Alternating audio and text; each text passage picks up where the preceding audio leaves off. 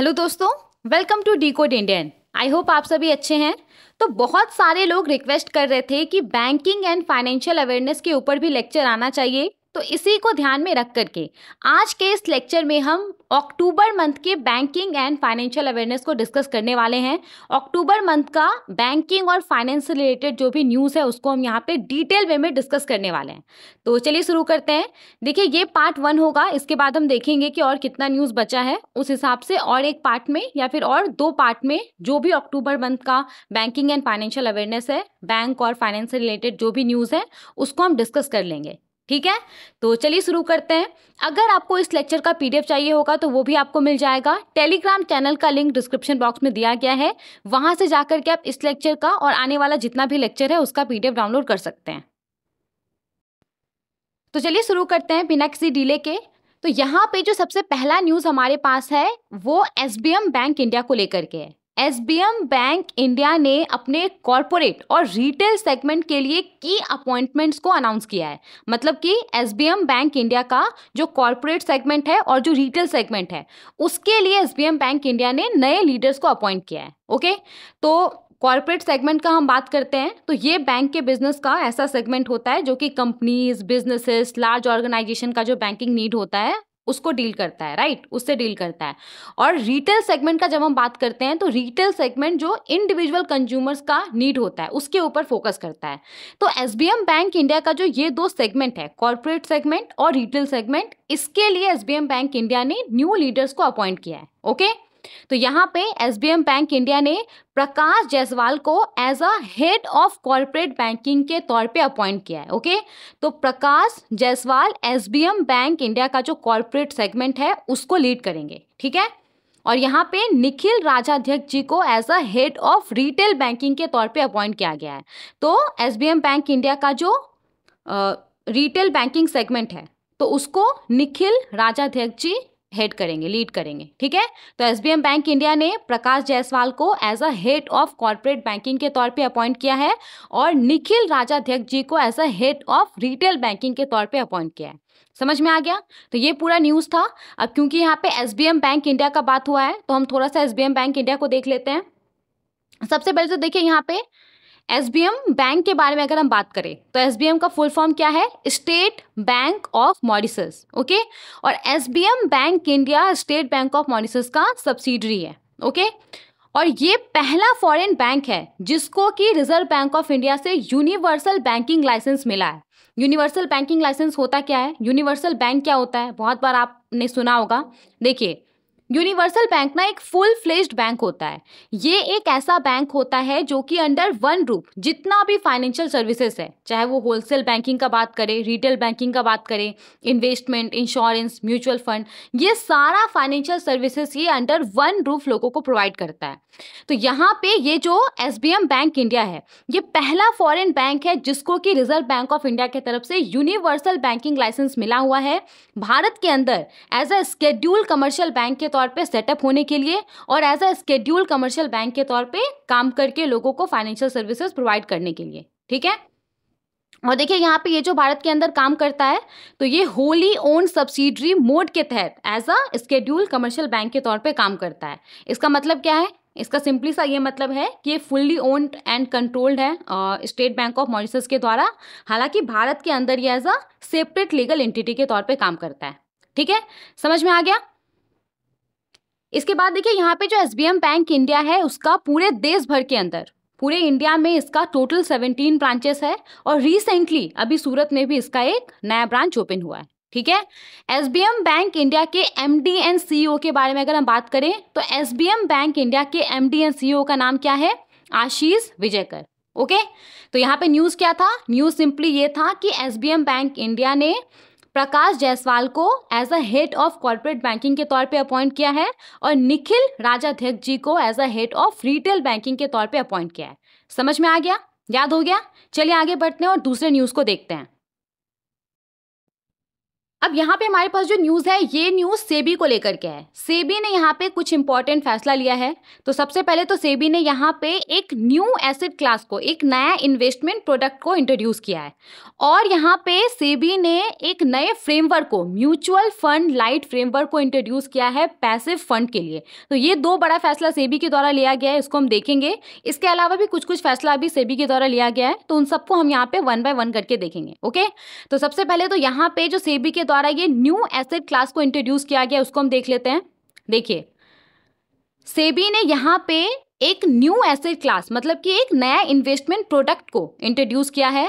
और ऐसा नहीं है कि ये जो नया एसेट क्लास है वो सभी के लिए है। ये जो नए एसेट क्लास को इंट्रोड्यूस किया गया है, ये हाई नेट वर्थ इंडिविजुअल्स के लिए किया गया है। वैसे लोगों के लिए जो वेल्दी लोग हैं, जो ज़्यादा रिस्क लेने के लिए तैयार है, वैसे लोगों के लिए सेबी ने यहाँ पे एक नया इन्वेस्टमेंट क्लास या एक नया इन्वेस्टमेंट प्रोडक्ट को इंट्रोड्यूस किया है। ओके, नाउ देखिए, ये जो नए प्रोडक्ट को इंट्रोड्यूस किया गया है सेबी के द्वारा, इसके लिए मिनिमम इन्वेस्टमेंट लिमिट है 10 लाख रुपीस पर इन्वेस्टर। तो कोई हाई नेटवर्थ इंडिविजुअल है, वो सेबी के द्वारा जो अभी हाल ही में ये इंट्रोड्यूस किया गया न्यू एसेट क्लास है, उसमें ये इन्वेस्ट करना चाहता है, तो कम से कम इसको 10 लाख रुपया इन्वेस्ट करना होगा। 10 लाख से ज़्यादा भी कर सकता है, कम से कम इसको 10 लाख रुपया तो इसमें इन्वेस्ट करना ही करना होगा। ओके, तो किसी पर्टिकुलर एसेट मैनेजमेंट कंपनी के अंदर, एसेट मैनेजमेंट कंपनी एएमसी क्या होता है?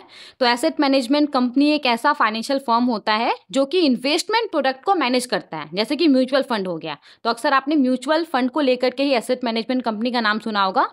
तो एसेट मैनेजमेंट कंपनी के द्वारा इन्वेस्टमेंट प्रोडक्ट को मैनेज किया जाता है, जैसे कि म्यूचुअल फंड को मैनेज किया जाता है। ठीक है, तो यहाँ पे किसी एसेट मैनेजमेंट कंपनी के अंदर जो ये न्यू प्रोडक्ट होगा, न्यू एसेट क्लास होगा, तो उसके लिए जो मिनिमम इन्वेस्टमेंट लिमिट है वो कितना है? 10 लाख रुपीस पर इन्वेस्टर। ठीक है, समझ में आ गया? तो एक फैसला ये लिया गया है। इसके बाद देखिए, यहाँ पे securities and exchange board of India SEBI ने एक न्यू फ्रेमवर्क को इंट्रोड्यूस किया है, जिसका नाम है म्यूचुअल फंड लाइट और एमएफ लाइट।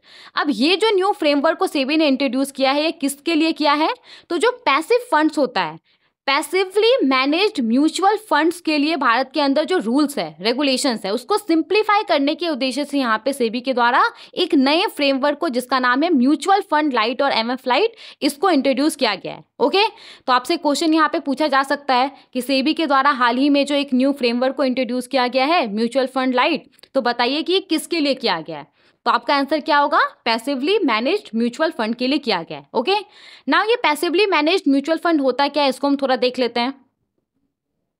देखिए, सबसे पहले तो when we talk about mutual funds, तो म्यूचुअल फंड्स क्या होता है? म्यूचुअल फंड्स क्या करता है? अलग अलग इन्वेस्टर से ये पैसा कलेक्ट करता है और फिर उसको ये इन्वेस्ट करने का काम करता है, राइट? तो यहाँ पे जो पैसिवली मैनेज्ड म्यूचुअल फंड्स या जो पैसिव फंड्स होता है, ये भी क्या होता है? म्यूचुअल फंड्स का ही एक टाइप होता है। तो पैसिव फंड्स एक ऐसा इन्वेस्टमेंट व्हीकल होता है, सेम इन्वेस्टमेंट व्हीकल का मतलब भी यहाँ पे वही है कि अलग अलग इन्वेस्टर से पैसा कलेक्ट करता है और फिर इसको इन्वेस्ट करने का काम करता है।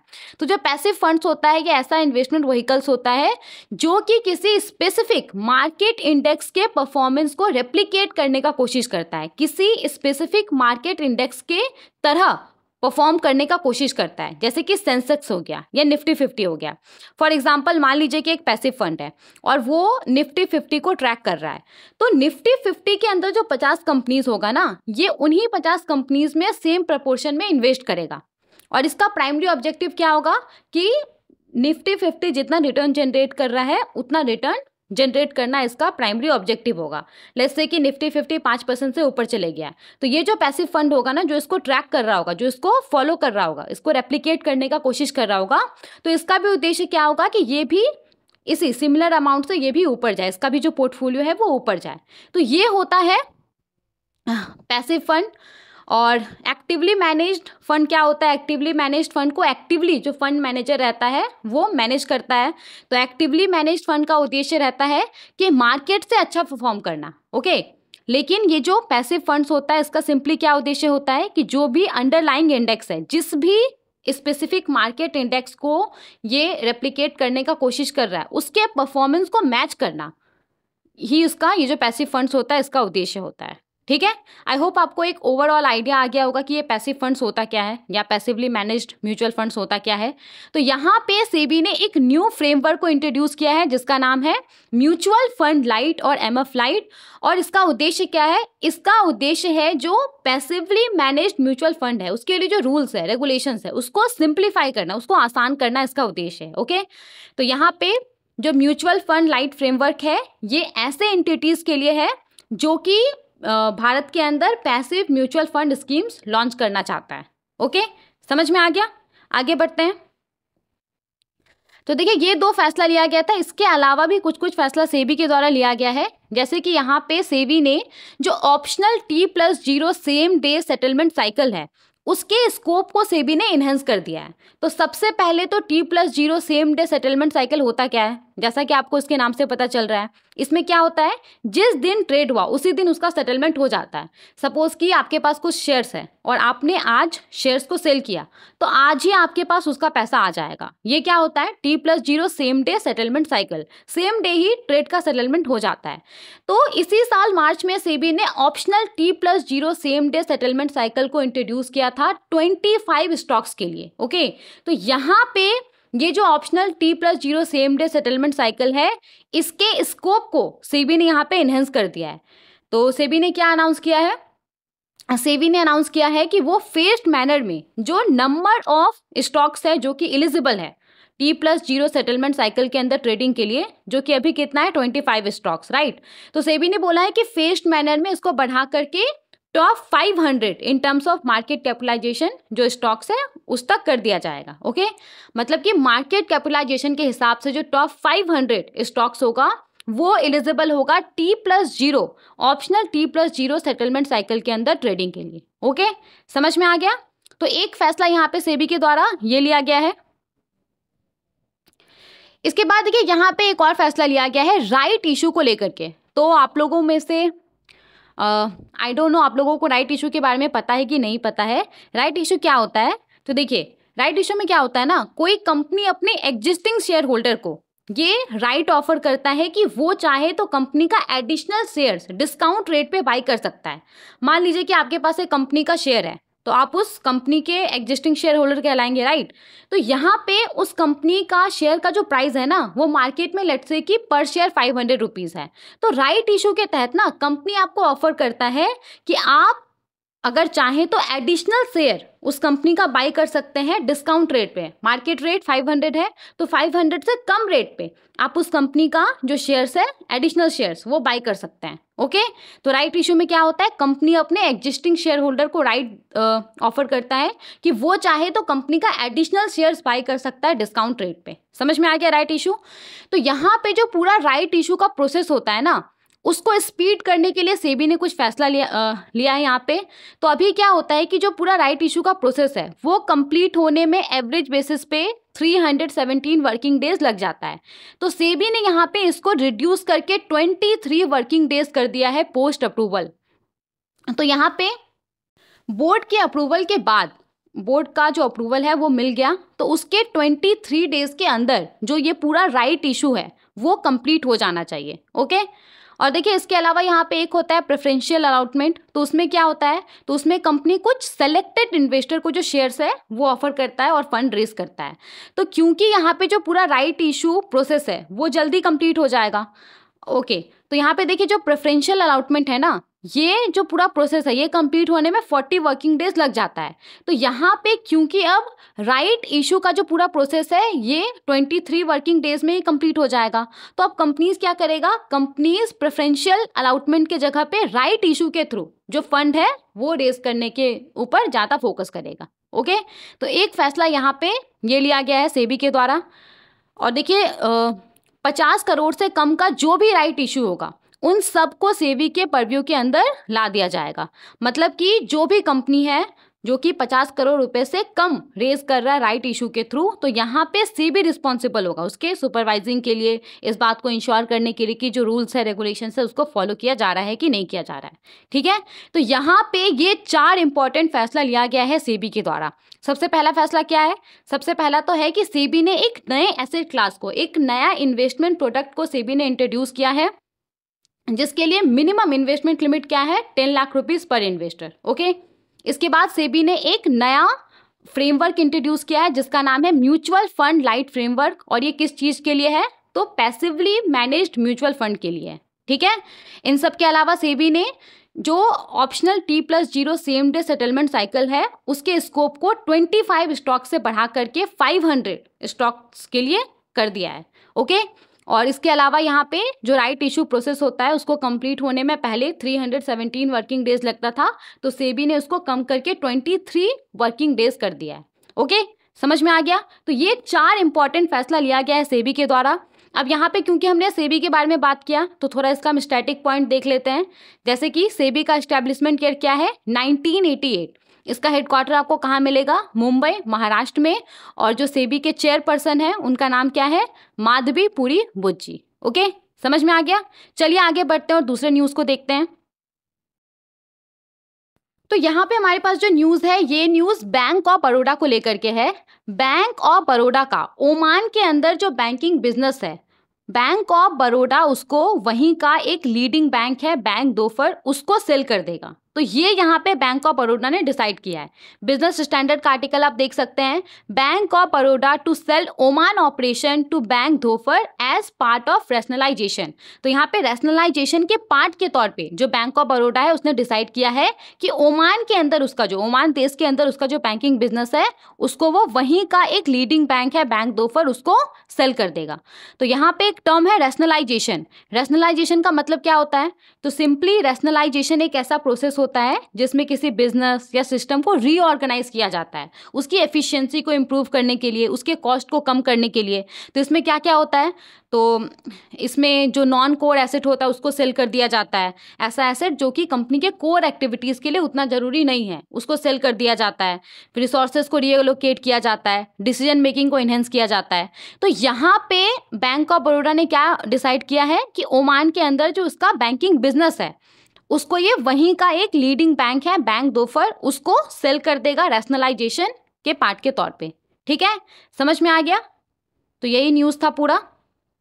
अब देखिए यहाँ पे बैंक ऑफ बड़ौदा का ओमान के अंदर जो पूरा ऑपरेशन है, जो उसका टोटल बिजनेस है ओमान के अंदर, तो उसका वैल्यू कितना है 113.35 मिलियन ओमानी रियाल। ओके, और ओमान के अंदर जो इसका नेटवर्थ है वो कितने का है 25.54 मिलियन ओमानी रियाल। ओके, तो अगर आप नेट एसेट में से नेट लायबिलिटी जो होता है उसको अगर आप रिड्यूस कर देंगे तो नेटवर्थ आएगा। तो बैंक ऑफ बड़ौदा का ओमान के अंदर जो नेटवर्थ है वो कितना है 25.54 मिलियन ओमानी रियाल का नेटवर्थ है बैंक ऑफ बड़ौदा का ओमान के अंदर। ठीक है, समझ में आ गया। अब बैंक ऑफ बड़ौदा को लेकर के यहाँ पे कुछ पॉइंट है, जैसे कि इसका एस्टैब्लिशमेंट ईयर कब है 1908। इसका हेडक्वार्टर कहाँ है, वडोदरा में। बैंक ऑफ बड़ौदा के MD एंड CEO का क्या नाम है, देवदत्त चंद जी। और बैंक ऑफ बड़ौदा का टैगलाइन क्या है, इंडियाज इंटरनेशनल बैंक। ओके, समझ में आ गया। आगे बढ़ते हैं, नेक्स्ट न्यूज को देखते हैं। यहाँ पे हमारे पास जो न्यूज़ है ये न्यूज़ मॉनेटरी पॉलिसी कमेटी को लेकर के है। भारत सरकार ने मॉनेटरी पॉलिसी कमेटी को रिकंस्टिट्यूट किया है reserve Bank of India act 1934 के तहत। तो सरकार ने सिंपली यहाँ पे ये जो मॉनेटरी पॉलिसी कमेटी है उसके अंदर न्यू मेंबर्स को अपॉइंट किया है। ओके, तो PIB का आर्टिकल आप देख सकते हैं, government notifies reconstitution of monetary policy committee under the reserve Bank of India act 1934। Okay, तो देखिए सबसे पहले तो अगर हम बात करें मॉनेटरी पॉलिसी कमेटी के बारे में, आगे हालांकि हम इसको डिटेल में देखेंगे, अभी जो मॉनेटरी पॉलिसी कमेटी का मीटिंग हुआ था अक्टूबर में उसको भी हम डिस्कस करने वाले हैं। देखिए अगर हम बात करें मॉनेटरी पॉलिसी कमेटी के बारे में ना, तो ये किस चीज़ के लिए रिस्पॉन्सिबल होता है, ये जो बेंचमार्क इंटरेस्ट रेट है जैसे कि रेपो रेट, इसको सेट करने के लिए रिस्पॉन्सिबल होता है ताकि हम प्राइस स्टेबिलिटी कंट्रोल इन्फ्लेशन को अचीव कर सके। तो बहुत बार ये क्वेश्चन पूछा जाता है कि मॉनेटरी पॉलिसी कमेटी का प्राइमरी ऑब्जेक्टिव क्या है, तो आपका आंसर क्या होना चाहिए, मॉनेटरी पॉलिसी कमेटी का प्राइमरी ऑब्जेक्टिव है प्राइस स्टेबिलिटी को मेंटेन करना, मतलब कि इन्फ्लेशन को जो टारगेट रेंज है उस रेंज के अंदर रखना। और टारगेट रेंज क्या है बताइए, 2 to 6%। मतलब इसका उद्देश्य क्या है कि इन्फ्लेशन 6% से ऊपर ना जाए और इन्फ्लेशन 2% से नीचे ना जाए, ये इसका उद्देश्य है। ठीक है, तो यहाँ पे सरकार ने क्या किया है, सरकार ने यहाँ पे मॉनेटरी पॉलिसी कमेटी को रिकंस्टिट्यूट किया है, इसके अंदर न्यू मेंबर्स को अपॉइंट किया है। ठीक है, थोड़ा अगर हम इसका बैकग्राउंड देखें तो reserve Bank of India act के प्रोविजन के तहत मॉनेटरी पॉलिसी कमेटी के अंदर कुल कितना मेंबर होता है? 6 मेंबर्स होता है। तो 3 मेंबर्स तो रिजर्व बैंक ऑफ इंडिया की तरफ से होता है और 3 मेंबर को सेंट्रल गवर्नमेंट, केंद्र सरकार अपॉइंट करता है, जिसको हम एक्सटर्नल मेंबर्स भी बोलते हैं। ठीक है, तो यहाँ पे अभी न्यूज़ क्या है? तो यहाँ पे reserve Bank of India act 1934 का सेक्शन 45ZB, फिर से मैं ये सेक्शन रिपीट कर दे रही हूँ, reserve Bank of India act 1934 का सेक्शन 45ZB के तहत जो केंद्र सरकार है, केंद्र सरकार ने यहाँ पे जो मॉनेटरी पॉलिसी कमेटी है उसको रिकंस्टिट्यूट किया है। ओके, तो यहाँ पे जो रिकंस्टिट्यूटेड मॉनेटरी पॉलिसी कमेटी है उसका मेंबर के बारे में बोला गया है। तो ये तो हमने पहले ही देख लिया था कि 3 member reserve Bank of India की तरफ से होते हैं, तो उसमें किसी भी प्रकार का चेंजेस नहीं किया गया है।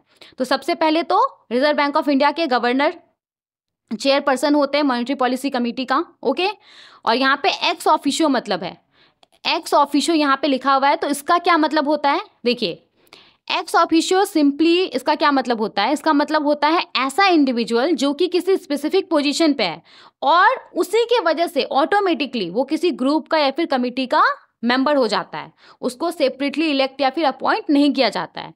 तो यहाँ पे सबसे पहले तो जो मॉनेटरी पॉलिसी कमेटी है उसके अंदर रिजर्व बैंक ऑफ इंडिया के गवर्नर होते हैं चेयरपर्सन के तौर पे। ओके, इसके अलावा रिजर्व बैंक ऑफ इंडिया का जो डिप्टी गवर्नर होता है वो इसका मेंबर होता है। इसके अलावा रिजर्व बैंक ऑफ इंडिया के एक ऑफिसर इसके मेंबर होते हैं जिसको कि सेंट्रल बोर्ड के द्वारा नॉमिनेट किया जाता है। ठीक है, समझ में आ गया? तो रिजर्व बैंक ऑफ इंडिया की तरफ से 3 मेंबर कौन कौन से होते हैं?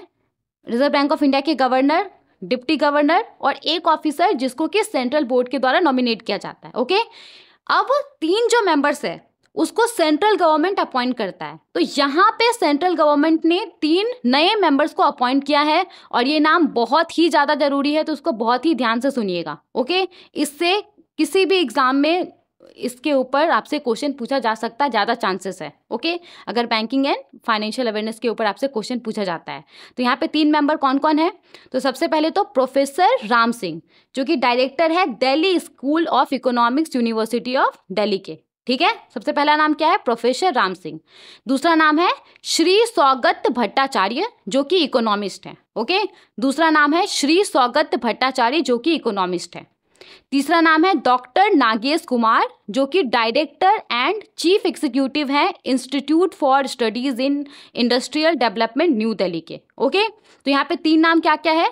Professor Ram Singh, Shri Saugata Bhattacharya, doctor Nagesh Kumar. Okay, professor Ram Singh, Shri Saugata Bhattacharya, doctor Nagesh Kumar. तो ये 3 मेंबर्स हैं जिनको कि सेंट्रल गवर्नमेंट के द्वारा अपॉइंट किया गया है मॉनेटरी पॉलिसी कमेटी के अंदर। ठीक है, अब यहाँ पे कितने समय के लिए इनको अपॉइंट किया गया है?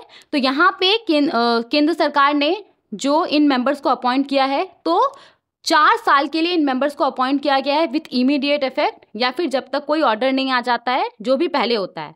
तो 4 साल से पहले अगर सरकार का कुछ ऑर्डर आ जाता है तो इनका जो टेन्योर है वो 4 साल से पहले ही खत्म हो जाएगा। ठीक है, समझ में आ गया? तो सेंट्रल गवर्नमेंट ने जो इन मेंबर्स को अपॉइंट किया है वो 4 साल के लिए किया है विथ इमीडिएट इफेक्ट, या फिर जब तक कुछ ऑर्डर नहीं आ जाता है, विच एवर इज अर्लियर। समझ में आ गया? तो यहाँ पे ये पूरा न्यूज़ था, सरकार के द्वारा 3 नए मेंबर्स को मॉनेटरी पॉलिसी कमेटी के अंदर अपॉइंट किया गया था। ओके, चलिए आगे बढ़ते हैं, नेक्स्ट न्यूज़ को देखते हैं। देखिए यहाँ पे हमारे पास जो न्यूज़ है ये न्यूज़ बंधन बैंक को लेकर के है। रिजर्व बैंक ऑफ इंडिया ने पार्थ सेन गुप्ता को बंधन बैंक के एमडी एंड सीईओ के तौर पे अप्रूव किया है। तो यहाँ पे रिजर्व बैंक ऑफ इंडिया ने पार्थ प्रतिम सेन गुप्ता, ये इनका पूरा नाम है, रिजर्व बैंक ऑफ इंडिया ने पार्थ प्रतिम सेन गुप्ता को बंधन बैंक के एमडी एंड सीईओ के तौर पे अपॉइंट किया है। और इनका जो ये अपॉइंटमेंट है वो कितने समय के लिए है? तो इनका जो ये अपॉइंटमेंट है वो 3 साल के पीरियड के लिए है। तो रिजर्व बैंक ऑफ इंडिया ने 3 साल के लिए पार्थ प्रतिम सेन गुप्ता को बंधन बैंक के एमडी एंड सीईओ के तौर पे अपॉइंट किया है। याद हो गया? Partha Pratim Sen Gupta, MD and CEO of Bandhan Bank. Okay, अब देखिए अगर आप न्यूज़ हमेशा देखते होंगे या फिर पढ़ते होंगे तो आपको पता होगा कि इसी साल अप्रैल में जो बंधन बैंक के फाउंडर हैं चंद्रशेखर घोष जी, जो कि बंधन बैंक के एमडी एंड सीईओ भी थे, तो उन्होंने अपने पद से इस्तीफा दे दिया था। उन्होंने सरप्राइज रिटायरमेंट अनाउंस कर दिया था। तो उसके बाद बंधन बैंक के ही एक एग्जीक्यूटिव डायरेक्टर है रतन कुमार केस जी, उनको इंटरिम सीईओ के तौर पे अपॉइंट किया गया था। तो अब रतन कुमार केस जी के जगह पे अभी ये जो पार्थ प्रतिम सेनगुप्ता हैं उनको अपॉइंट किया गया है। ओके, समझ में आ गया? पार्थ प्रतिम सेनगुप्ता जी को बंधन बैंक के एमडी एंड सीईओ के तौर पे अपॉइंट किया गया है। अब यहाँ पे बंधन बैंक के बारे में दिया गया है। तो बंधन बैंक का एस्टेब्लिशमेंट ईयर है 2001, इसका हेडक्वार्टर कोलकाता में है। बंधन बैंक के एमडी एंड सीईओ का क्या नाम है? तो Ratan Kumar Kesh interim MD and CEO हैं, और 10 नवंबर 2024 से पहले पार्थ प्रतिम सेनगुप्ता इनके जगह पे आ जाएंगे। पार्थ प्रतिम सेनगुप्ता का जो 3 साल का टेन्योर है वो शुरू हो जाएगा। ठीक है, और बंधन बैंक का जो टैगलाइन है वो क्या है? आपका भला सबकी भलाई। समझ में आ गया? चलिए आगे बढ़ते हैं और नेक्स्ट न्यूज को देखते हैं। देखिए यहाँ पे हमारे पास जो न्यूज है ये न्यूज भी मॉनेटरी पॉलिसी कमेटी को लेकर के है। तो हर 2 महीने में मॉनेटरी पॉलिसी कमेटी का मीटिंग होता है। तो अभी यहाँ पे अक्टूबर में जो मॉनेटरी पॉलिसी कमेटी का मीटिंग हुआ है उसके बारे में हम बात करने वाले हैं। ओके, तो कंपोजिशन के बारे में तो हमने पहले ही देख लिया था कि मॉनेटरी पॉलिसी कमेटी के अंदर कुल 6 मेंबर होते हैं। 3 मेंबर को रिजर्व बैंक ऑफ इंडिया की तरफ से अपॉइंट किया जाता है, 3 member reserve Bank of India की तरफ से होते हैं, और 3 मेंबर को केंद्र सरकार अपॉइंट करता है, जिसको कि हम एक्सटर्नल मेंबर्स बोलते हैं। राइट, अब यहाँ पे उसके अलावा भी कुछ कुछ मॉनेटरी पॉलिसी कमेटी को लेकर के पॉइंट है जो कि इंपॉर्टेंट है, इसको हम देख लेते हैं। फिर हम देखेंगे कि अभी जो ये एमपीसी मीटिंग हुआ है उसमें क्या क्या डिसीजन लिया गया है। ठीक है, तो देखिए सबसे पहले तो ये जो मॉनेटरी पॉलिसी कमेटी है इसके लिए जरूरी है कि ये साल में कम से कम 4 बार जो मीटिंग है वो करे। तो मॉनेटरी पॉलिसी कमेटी का मीटिंग साल में कम से कम 4 बार तो होना ही चाहिए। 4 बार से ज़्यादा भी हो सकता है, लेकिन कम से कम 4 बार तो होना ही चाहिए। ठीक है, और मॉनेटरी पॉलिसी कमेटी का प्राइमरी ऑब्जेक्टिव क्या है? तो मॉनेटरी पॉलिसी कमेटी का प्राइमरी ऑब्जेक्टिव है प्राइस स्टेबिलिटी को मेंटेन रखना। राइट, जो इन्फ्लेशन है उसको टारगेट रेंज के अंदर रखना। तो अगर हम बात करें अभी, तो ये जो मॉनेटरी पॉलिसी कमेटी है उसका जो करंट मैंडेट है वो क्या है? 31 मार्च 2026 तक जो एनुअल इन्फ्लेशन है उसको 4% पे मेंटेन रखना, ये उसका उद्देश्य है। ओके, तो हम सब ये जानते हैं कि हमेशा तो 4% पे एनुअल इन्फ्लेशन रह नहीं सकता है, कभी ऊपर चल जाएगा कभी नीचे चल जाएगा। तो इस बात को ध्यान में रखते हुए यहाँ पे 6% का अपर टॉलरेंस है और 2% का लोअर टॉलरेंस है। इसका मतलब क्या होता है? तो इसका मतलब सिंपली होता है कि देखिए वैसे तो क्या उद्देश्य है कि 31 मार्च 2026 तक जो एनुअल इन्फ्लेशन है उसको 4% पे मेंटेन रखना। ओके, लेकिन अगर इन्फ्लेशन ऊपर चल जाता है, 4.5% हो जाता है, 5% हो जाता है या 6% हो जाता है, तो 6% तक इसको एक्सेप्टेबल माना जाएगा। ओके, और अगर इन्फ्लेशन 4% से नीचे चल जाता है, 3.5 हो जाता है, 3 हो जाता है, 2.5 हो जाता है, 2 तक अगर हो जाता है तो भी इसको एक्सेप्टेबल माना जाएगा। लेकिन अगर 6% से ऊपर चल जाता है या फिर 2% से भी नीचे चल जाता है तो फिर इसको एक्सेप्टेबल नहीं माना जाएगा। जो डिजायर रेंज है फिर उसको इससे बाहर माना जाएगा और उसको फिर लेकर के जो एक्शन है वो लिया जाएगा। ठीक है, तो ये सब कुछ इंपॉर्टेंट पॉइंट था। अब हम यहाँ पे देखते हैं कि अभी जो मॉनेटरी पॉलिसी कमेटी का मीटिंग हुआ है उसमें कौन कौन सा डिसीजन लिया गया है। ठीक है, तो सबसे पहले तो यहाँ पे देखिए ये 51st मीटिंग था मॉनेटरी पॉलिसी कमेटी का, और यहाँ पे क्या क्या डिसीजन लिया गया है। तो सबसे पहले तो मॉनेटरी पॉलिसी कमेटी ने रेपो रेट में किसी भी प्रकार का चेंज नहीं किया है, इसको 6.5% पे मेंटेन रखा है, और ये 10वां लगातार मीटिंग है जिसमें कि रेपो रेट में किसी भी प्रकार का चेंजेस नहीं किया गया है। ओके, तो मॉनेटरी पॉलिसी कमेटी ने रेपो रेट में किसी भी प्रकार का चेंज नहीं किया है, इसको 6.5% पे मेंटेन रखा है, और ये 10वां लगातार मीटिंग है जिसमें कि रेपो रेट में किसी भी प्रकार का चेंजेस नहीं किया गया है। ओके, रेपो रेट के बारे में अगर हम बात करें तो रेपो रेट क्या होता है? देखिए रेपो रेट को रीपर्चेस एग्रीमेंट के नाम से भी जाना जाता है। तो अगर मैं आपको सिंपली बताऊं तो ये एक ऐसा इंटरेस्ट रेट होता है जिस रेट पे हमारे देश के अंदर जो कमर्शियल बैंक है वो रिजर्व बैंक ऑफ इंडिया से फंड बोरो करता है गवर्नमेंट सिक्योरिटीज को कोलेट्रल के तौर पे दे करके। ओके, तो ये सिंपल डेफिनेशन हुआ रेपो रेट का। अब ये जो देखिए रेपो है ना, ये जो रेपो वर्ड है ये रीपर्चेस एग्रीमेंट से लिया गया है। तो इसका मतलब ही क्या होता है? यहाँ पे कॉन्ट्रैक्चुअल नेचर का ट्रांजेक्शन का बात हो रहा है। तो अगर मैं आपको थोड़ा सा डिटेल में बताऊं कि इसमें एग्जैक्टली होता क्या है, तो देखिए ये जो पूरा रीपर्चेस एग्रीमेंट होता है ना, इसमें शॉर्ट टर्म लोन इन्वॉल्व रहता है। तो जो भी बोरोवर रहता है, जैसे कि कमर्शियल बैंक है, कमर्शियल बैंक क्या करता है, आरबीआई को commercial bank government securities sell कर देता है इस एग्रीमेंट के साथ कि उन गवर्नमेंट सिक्योरिटीज को वो फिर से आरबीआई से रीपर्चेस करेगा एक स्पेसिफाइड फ्यूचर डेट पे। और जनरली ये जो स्पेसिफाइड फ्यूचर डे होता है ये नेक्स्ट डे होता है और थोड़ा ज़्यादा पैसा दे करके। ओके, तो ये पूरा होता है रीपर्चेस एग्रीमेंट में। लेकिन क्योंकि यहाँ पे हम रेपो रेट का बात करें, सिंपली आपको बस इतना याद रखना है कि ये ऐसा इंटरेस्ट रेट होता है जिस रेट पे हमारे देश के अंदर जो कमर्शियल बैंक है वो रिजर्व बैंक ऑफ इंडिया से फंड बोरो करता है गवर्नमेंट सिक्योरिटीज को कोलेटरल के तौर पे देके। ठीक है, समझ में आ गया। तो यहाँ पे जो मॉनेटरी पॉलिसी कमेटी का मीटिंग हुआ था उसमें रेपो रेट में किसी भी प्रकार का चेंजेस नहीं किया गया, इसको 6.5% पे मेंटेन रखा गया है और ये 10th कंसेक्यूटिव टाइम है जबकि रेपो रेट में किसी भी प्रकार का बदलाव नहीं किया गया है। समझ में आ गया। इसके बाद देखिए यहाँ पे मॉनेटरी पॉलिसी कमेटी ने इसका जो पॉलिसी स्टैंस है इसने चेंज कर दिया है, विड्रॉवल ऑफ एकोमोडेशन से ये अब न्यूट्रल स्टैंस पे आ गया है। इसका मतलब क्या होता है, इसका मतलब होता है कि अब जो मॉनेटरी पॉलिसी कमेटी है ना ये फ्लेक्सिबल है, ये ओपन है, ये हमारा इकोनॉमी जैसा परफॉर्म करेगा उसके हिसाब से ये अब इंटरेस्ट रेट घटाएगा बढ़ाएगा। पहले क्या था, तो पहले मॉनेटरी पॉलिसी कमेटी का फोकस इस बात पे था कि जो एक्स्ट्रा सपोर्ट इकोनॉमी को प्रोवाइड किया गया है उसको किस तरीके से कम किया जाए।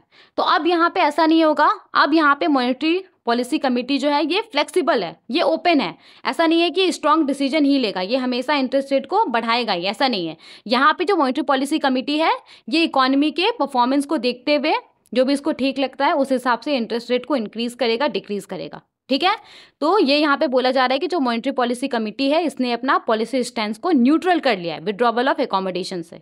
ठीक है, समझ में आ गया। अब देखिए यहाँ पे जो डिसीजन लिया गया है कि रेपो रेट में किसी भी प्रकार का बदलाव नहीं करना है, तो इस डिसीजन में जो 6 मेंबर होते हैं मॉनेटरी पॉलिसी कमेटी के, 6 मेंबर में से 5 मेंबर ने इसके फेवर में वोट दिया है। ओके, तो ये भी याद रखिएगा। समझ में आ गया। इसके अलावा भी बहुत सारा फैसला लिया गया है, उसको हम देखते हैं। ओके, अब देखिए यहाँ पे रिजर्व बैंक ऑफ इंडिया ने जो कंज्यूमर प्राइस इंडेक्स इन्फ्लेशन होता है, मतलब कि जो रिटेल इन्फ्लेशन होता है, उसको फाइनेंशियल ईयर 2024-25 के लिए 4.5% फोरकास्ट किया है। ओके, तो रिजर्व बैंक ऑफ इंडिया ने रिटेल इन्फ्लेशन फाइनेंशियल ईयर 2024-25 के लिए 4.5% फोरकास्ट किया है। ठीक है, और यहाँ पे रिजर्व बैंक ऑफ इंडिया ने जो रियल जीडीपी ग्रोथ होता है वो फाइनेंशियल ईयर 2024-25 के लिए 7.2% फोरकास्ट किया है। समझ में आ गया। इन सब के अलावा देखिए यहाँ पे जो रिवर्स रेपो रेट होता है उसमें किसी भी प्रकार का चेंजेस नहीं किया गया है। रिवर्स रेपो रेट को 3.35% पे मेंटेन रखा गया है। नाउ रिवर्स रेपो रेट क्या होता है, तो रेपो रेट में हमने क्या देखा कि जो कमर्शियल बैंक होता है वो रिजर्व बैंक ऑफ इंडिया से फंड बोरो करता है गवर्नमेंट सिक्योरिटीज कोलेटरल के तौर पे देके, राइट। रिवर्स रेपो रेट में क्या होता है, इसमें बिल्कुल उल्टा होता है।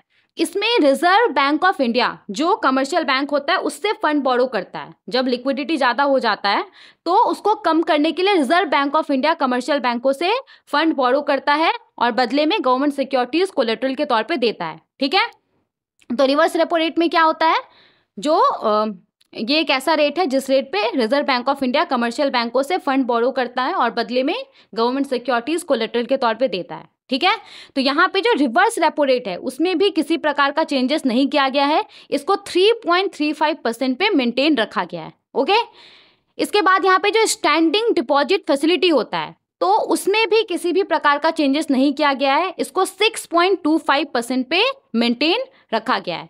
तो यहाँ पे स्टैंडिंग डिपॉजिट फैसिलिटी क्या होता है, तो अभी हमने रिवर्स रेपो रेट पढ़ा, तो रिवर्स रेपो रेट में क्या होता है, रिवर्स रेपो रेट में जो आरबीआई है, आरबीआई बैंकों से फंड बोरो करता है और बदले में गवर्नमेंट सिक्योरिटीज कोलेटरल के तौर पे देता है, राइट। स्टैंडिंग डिपॉजिट फैसिलिटी के अंदर क्या होता है ना, यहाँ पे आरबीआई बैंकों से फंड बोरो करता है लेकिन उसको बदले में किसी भी प्रकार का गवर्नमेंट सिक्योरिटीज कोलेटरल के तौर पे नहीं देना होता है। ठीक है, तो यहाँ पे जो स्टैंडिंग डिपॉजिट फैसिलिटी रेट है वो कितना है, इसको 6.25% पे मेंटेन रखा गया है, इसमें किसी भी प्रकार का चेंजेस नहीं किया गया है। ठीक है, इसके बाद यहाँ पे जो मार्जिनल स्टैंडिंग फैसिलिटी रेट होता है उसमें भी किसी प्रकार का चेंजेस नहीं किया गया है, इसको 6.75% पे मेंटेन रखा गया है। नाउ मार्जिनल स्टैंडिंग फैसिलिटी क्या होता है, तो ये एक ऐसा फैसिलिटी होता है जिसमें क्या होता है कि जो बैंक है वो इमरजेंसी में overnight fund reserve Bank of India से बोरो करता है गवर्नमेंट सिक्योरिटीज के अगेंस्ट में, और यहाँ पे ये जो इस फैसिलिटी के अंदर ये जो फंड बोरो करता है तो उसके लिए इसको ज़्यादा इंटरेस्ट रेट देना पड़ता है। जो इंटरेस्ट रेट होता है यहाँ पे वो रेपो रेट से ज़्यादा होता है, ठीक है। तो यहाँ पे मार्जिनल स्टैंडिंग फैसिलिटी जो रेट है उसमें किसी भी प्रकार का चेंजेस नहीं किया गया है, इसको 6.75% पे मेंटेन रखा गया है। समझ में आ गया? तो यहाँ पे अब तक हमने जो भी पढ़ा है उसको एक बार हम देख लेते हैं। तो सबसे पहले तो रेपो रेट में किसी भी प्रकार का चेंजेस नहीं किया गया है, रेपो रेट को 6.5% पे मेंटेन रखा गया है, ओके। इसके अलावा यहाँ पे रिजर्व बैंक ऑफ इंडिया ने कंज्यूमर प्राइस इंडेक्स इन्फ्लेशन, जो रिटेल इन्फ्लेशन होता है, उसके लिए फाइनेंशियल ईयर 2024-25 के लिए 4.5% फोरकास्ट किया है।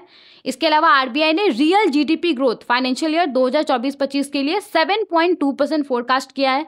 रिवर्स रेपो रेट में किसी भी प्रकार का चेंजेस नहीं किया गया है, इसको 3.35% पे मेंटेन रखा गया है। SDF standing deposit facility rate में भी किसी भी प्रकार का बदलाव नहीं किया गया है, 6.25% पे इसको मेंटेन रखा गया है।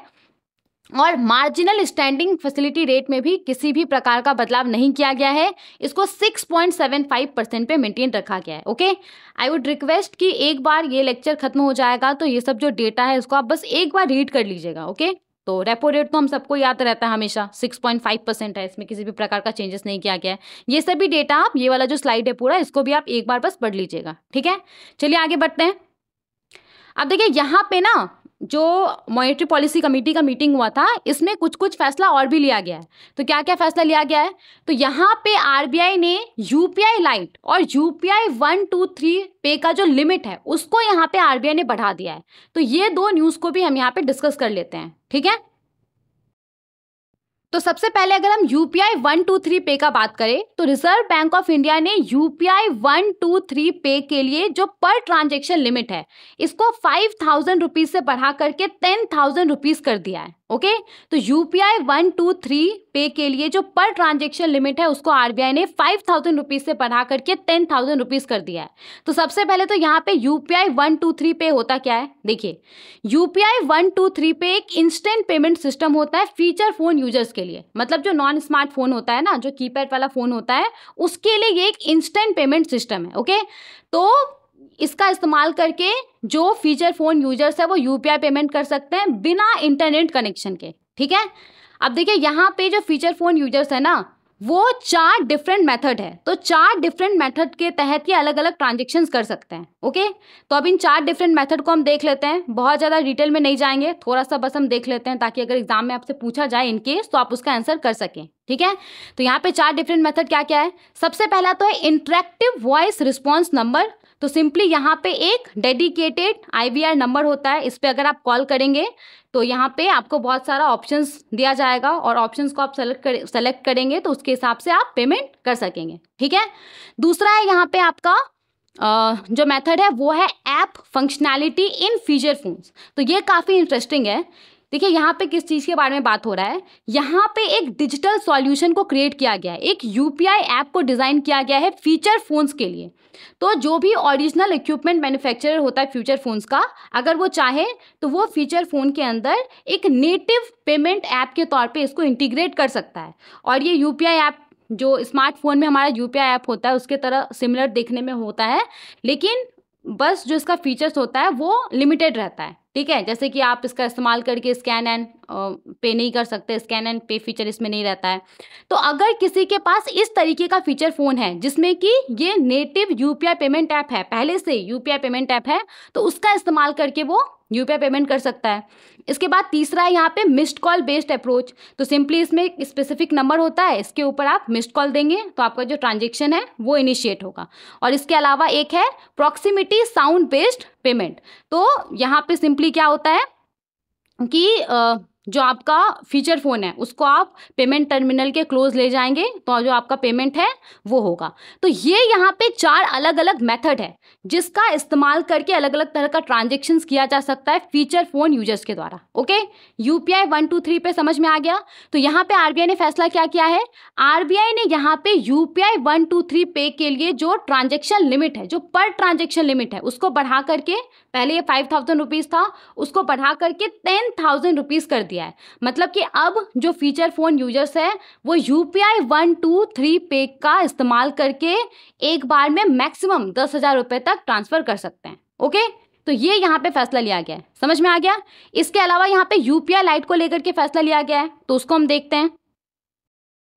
देखिए UPI लाइट को लेकर के क्या फैसला लिया गया है, तो UPI लाइट के लिए जो पर ट्रांजैक्शन लिमिट है उसको यहाँ पे 500 रुपीज से बढ़ा करके 1000 रुपीज कर दिया गया है। और साथ ही में जो UPI लाइट वॉलेट लिमिट है कि आप UPI लाइट वॉलेट में मैक्सिमम कितना पैसा रख सकते हैं, उसको भी यहाँ पे 2000 रुपीज से बढ़ा करके 5000 रुपीज कर दिया गया है। ओके, तो ये फैसला लिया गया है।